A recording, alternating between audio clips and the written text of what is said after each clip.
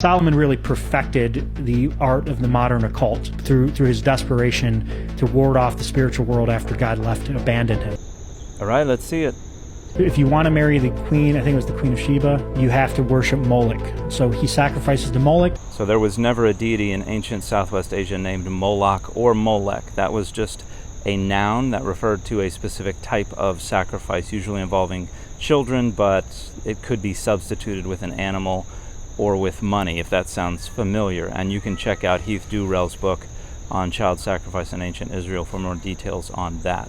Now, Solomon obviously could never have worshipped Moloch, since there was no such deity as Moloch, but we do have a reference in 1 Kings 11:7 to Solomon worshiping Chemosh, the deity of the Moabites, and it says Moloch or Molech, the detestable one of the Ammonites, depending on your translation.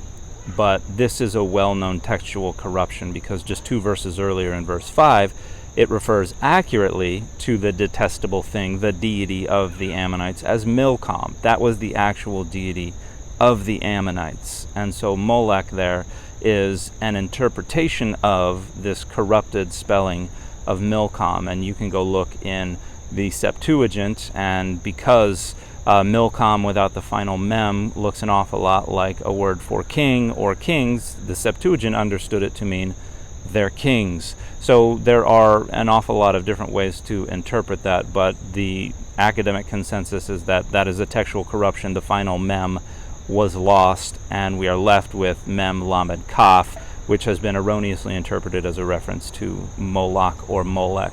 And again, no such deity existed, so they could not have been the patron deity of the Ammonites. And he said, the second he did it, I immediately felt the Spirit of God depart from me. And this is at the end of the Testament of Solomon. So the Testament of Solomon is from the Common Era. It was written at the earliest 1,000 years after the life of King Solomon.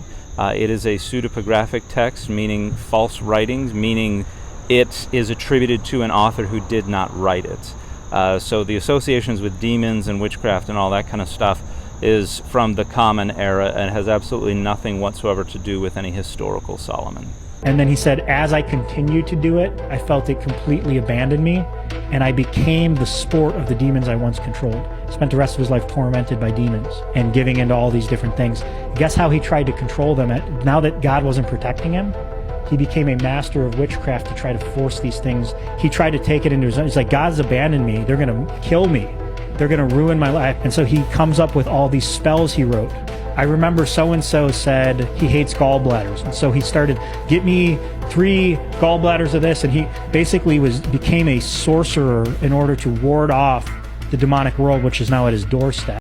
Yes, that is the fictional tradition that was created in the Common Era that associated Solomon with witchcraft and with attempts to control demons, and it is not remotely historical.